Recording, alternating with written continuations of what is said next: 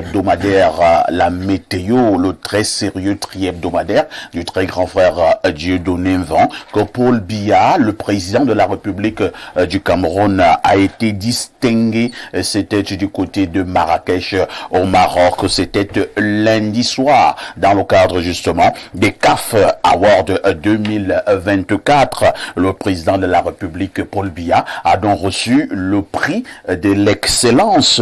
Le prix a donc été remis au ministre chargé des missions à la présidence de la République, représentant personnel du chef de l'État du Cameroun, monsieur Philippe Mbargambwa, qui par ailleurs est ancien ministre des Sports au Cameroun. On dira tout simplement Pierre Blériot, président Paul Biya, bravo.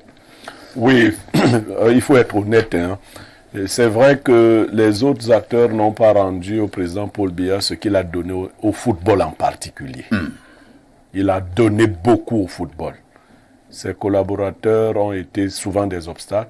Les Lions indomptables lui ont fait plaisir. Tout à fait. Parce que je crois qu'il est l'un des présidents les plus capés. Il faut le savoir. C'est-à-dire le plus médaillé, ainsi de suite. C'est vrai que c'est aussi lié à la longévité. Bon, mais toujours est-il qu'il est très capé. Il faut dire que toutes les Coupes d'Afrique des Nations que nous avons eues, au total 5, ont été reçues sous le magistère du président Paul Biya à partir de 1984. J'aime d'ailleurs vous dire que c'est la plus grande déception que le président Ahidjo avait eue. Hein. Tout à fait. Déjà, lors de l'organisation, parce que les jeunes qui nous écoutent, et même les gens d'un certain âge, doivent avoir souvent la bonne information. La Coupe d'Afrique, et vous allez l'accueillir tout à l'heure, qu'il est là, la Coupe d'Afrique de 72 était un flop. Oui. Au Cameroun. Les Lions indomptables. Le stade n'avait pas été achevé. Et plusieurs personnes avaient été arrêtées. Ahidjo avait donné tout ce qu'il fallait. Et donc les Camerounais n'ont pas commencé à faire le Olympic Gate aujourd'hui. Il ne faut pas croire qu'il y avait Omnisport Gate. Le stade là n'avait pas été achevé. Bon, sauf qu'Ahidjo lui n'était pas comme Paul Biya d'un tempérament. Non. Quand il est arrivé, c'est ça que vous m'avez fait. Hein. C'est qu'il a, ok, attendez. Et on n'a pas gagné. Il a donc dit, d'accord. Il y a même un commissaire de police qui était dans cette affaire-là. Il a fait, on a attrapé son fils. On a pris son fils. On a dit que, et ils ont payé cher, hein. C'était pas les amusements, c'était donc les gens qui font Olympic Gate là. Donc, en fait, Paul Biya a beaucoup donné au football. Beaucoup. Je crois même qu'il n'a passé son temps qu'à donner au football. Il mérite donc tous les awards, que ce soit de la CAF ou de la FIFA, de ce point de vue. On aura aussi retenu, hein, avec... j'ai pas dit, hein. Oui. J'ai vu les images de l'élégantissime Philippe Mbargambwa.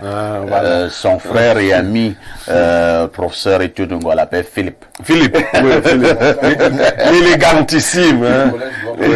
Voilà. Donc, vous savez, en matière d'élégance, hein, le ministre Philippe Mbargambwa n'a plus rien à prouver. Non, c'est... j'aime le voir parce qu'il sait s'habiller. Non, il y a lui, il y a son feu frère Somba Yenga. On peut soupçonner qu'ils sont du littoral de Paris. Non, pas du tout. Ne nous arrachez pas des gens. Non, quand quelqu'un est si chaud, est-ce qu'il peut être vraiment... Non, ils sont du il y a aussi un Tundimbois. Le grand prof. On soupçonne qu'ils sont du littoral à la vérité.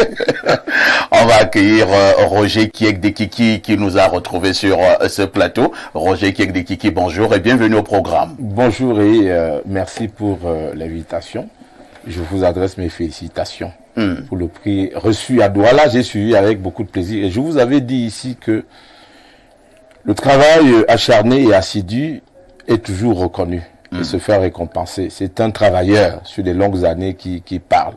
Bravo.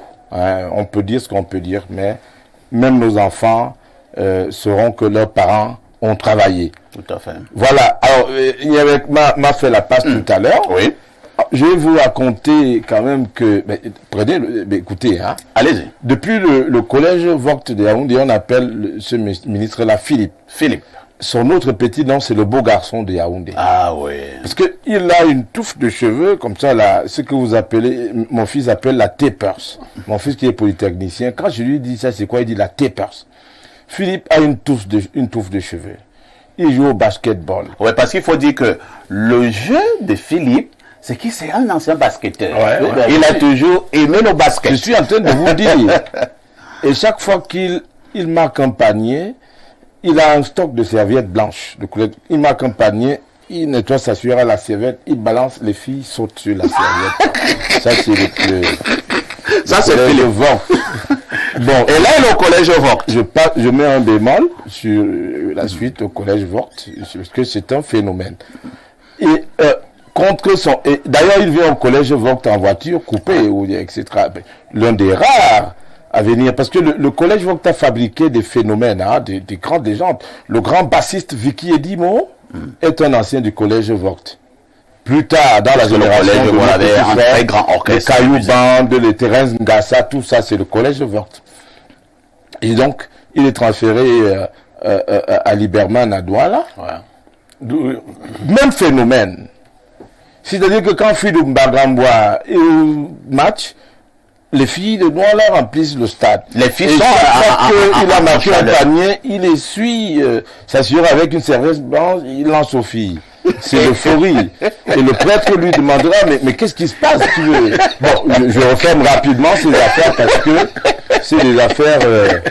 et je vais saluer d'ailleurs l'un de ses frères de Yaoundé, qui est un bassiste à Liberman. Enfin, un bassiste des lycées à l'époque. On l'appelle Mama Fouda. Ouais. C'est un bassiste, musicien de jazz, etc. Ancien ministre de la Santé. Vous ne le saviez pas? Non, pas du tout. Mon grand frère Moukokon Bondio est chanteur principal. Bob Basson est aussi bassiste. Le ministre Moukokon n'aime plus qu'on appeler cela. J'ai parlé de mon grand frère. Seul son petit frère peut faire l'éloge à son grand frère. Je m'arrête là. Et maintenant, la polémique a fusé pour dire pourquoi Philippe Mbagamboua est allé recevoir le trophée du chef de l'État. Il y a eu une petite polémique qui est née. Ministre des Sports. Ouais. Attention, Philippe Mbagamboua est chargé de mission au palais. Et parmi ses missions, parce que c'est le président qui donne un contenu. Si vous demandez à Roger Mila, il va vous dire, ou à Bajika, le président donne un contenu aux missions. Bajika, mon autre grand frère vient à la présidence le matin, et de temps en temps, il vient là. S'il n'a rien à faire, il revient à l'hôtel des députés, il a son pavillon, sa secrétaire, et il reste un peu, il rentre. Alors, Philippe est chargé des missions du président. Et parfois, le président, il fait confiance à ses hommes. Et il peut vous accorder une confiance spécifique à des moments particuliers et spécifiques. Et Philippe est quand même l'un des rares ministres des Sports qui a eu beaucoup de résultats avec les Lions indomptables du Cameroun. C'est un autochtone de Yaoundé. Et maintenant, comme je vous ai demandé la parole, vous me l'avez accordé en tant que grand frère, je vais vous dire que le père de Philippe Mbagamboua, c'est lui qui avait cédé le terrain où vous avez l'ancien palais présidentiel.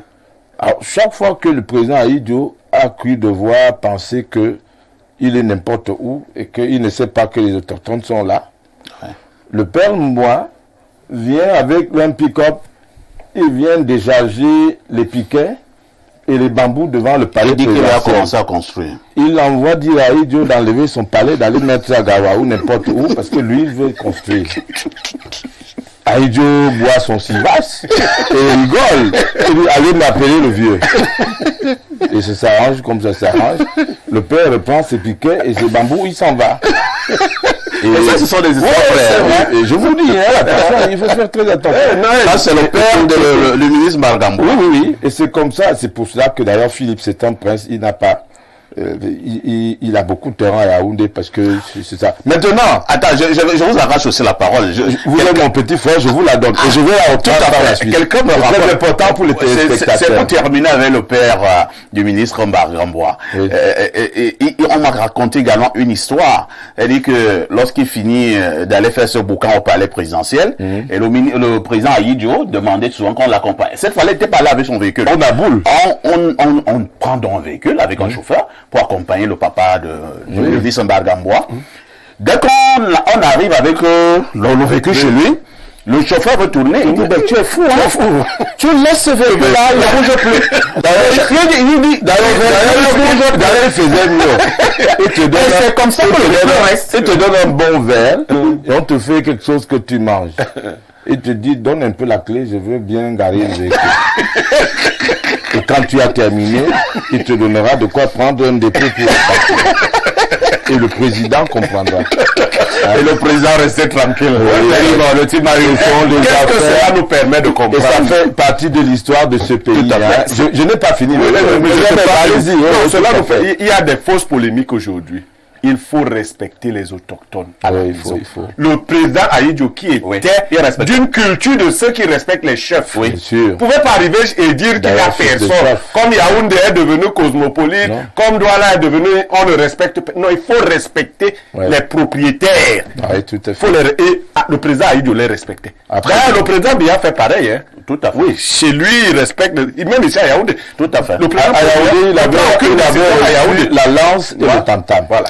Maintenant, je clôture pour vous dire que effectivement, c'est ça le Cameroun, tel que cela a commencé. Et il faut avoir du respect pour ces patriarches qui nous dirigent et pour leurs ascendants, c'est-à-dire leurs petits frères, parce que Philippe est quand même le petit frère de Paul Biya au lycée Leclerc. Parce que tout ça se passe à Yaoundé. Quand Paul Biya est au lycée Leclerc avec Général Semengue et les autres, Philippe, lui, il est le petit frère. Donc c'est ça, c'est la preuve. Paul Biya a aimé le football. Il a beaucoup aimé le football. Vous voyez, il a été en 90 en Italie, quand les Lions indomptables du Cameroun triomphaient. Sur l'Argentine. Sur l'Argentine, en Mondovision. Le 8 juin il a eu le flair. 1990. Et à maintes reprises, il a décoré les lions. Et chaque fois, après une expédition, il les recevait dans son palais. Et donc, les infrastructures, là, le procès aujourd'hui est celui de... On a mis beaucoup d'argent dans les infrastructures au lieu de faire des routes, etc. Mais l'histoire nous dira. Parce que ces infrastructures-là, le président a eu le mérite de les implanter. Nous pouvons les terminer. Nous pouvons les achever et elles vont marquer l'histoire de ce pays. Ahidjo, complexe de le stade Amadou Ahidjo était un multisport. Hein. Tout autour, là, il fallait faire des terrains de basket, de hand. Ils ont également fait... Ils ont commencé ça depuis. Ils ont vendu tous ces terrains. Incroyable. Je ne veux pas être en procès avec vous. Il y a des grands frères qui sont mes grands frères qui étaient ministres, qui attribuaient ça aux copines, aux petites amies, à tout le monde. On a vendu. Donc, le retard de développement du pays, ce n'est pas faute de vision d'Ahidjo ou de Paul Biya, mais c'est à cause des mentalités des Camerounais, des collaborateurs, puisqu'on ne peut pas prendre tout omnisport. Il y a eu un problème avec les autochtones, parce qu'il y avait des cimetières, des tombes tout à côté. On prend tout ça pour faire, on appelle complexe multisport. Le stade multisport de Amadou Ahidjo. C'est comme ça que c'était multisport. Et vous en faites une petite cuvette et le reste on vend. Parce que tout autour, là, il y a des grosses et de très belles maisons tout autour. Très bien. C'était pas la raison d'être. Donc bravo au père bâtisseur, Amadou Ahidjo et Paul Biya, pour avoir quand même mis l'ambition du sport au cœur de leurs préoccupations. J'en ai terminé. Merci Roger Kiekdekiki. Vous avez longuement parlé, mais je pense que c'était important. Si vous voyez le grand frère Philippe, vous lui dites que je l'ai salué. Le grand frère Philippe, c'est un fidèle téléspectateur. Je vais lui dire au grand frère Philippe. Mais lui n'est pas mon grand frère, c'est mon papa. Non, comme il est beau gosse, gentleman, il aime bien qu'on l'appelle grand frère. Il aime bien le blanc, hein. Il aime le blanc. C'est un noble. D'ailleurs, parmi les deux. Alors vous recommencez là. Philippe, écoutez, il y a le deuxième qui est rentré de France avec sa Mercedes dans la soute de l'avion qui le ramenait. Il s'appelle Esso Essomba. Je vous dis qu'ici à Yaoundé, il y avait des princes. Un autre noble petit. Avec des voitures, des Jaguars. Hein? Ça, il faut vous le dire. Hein? C'est-à-dire que Esso Essomba rentre de France, où il est parti faire des études avec sa propre Mercedes dans la soute de l'avion. Je vous mets au défi de rentrer dans la soute de l'avion avec une voiture, si vous pouvez. Et j'ai refermé la parenthèse. Ce sont mes grands frères, je les salue. À tout de suite pour la suite.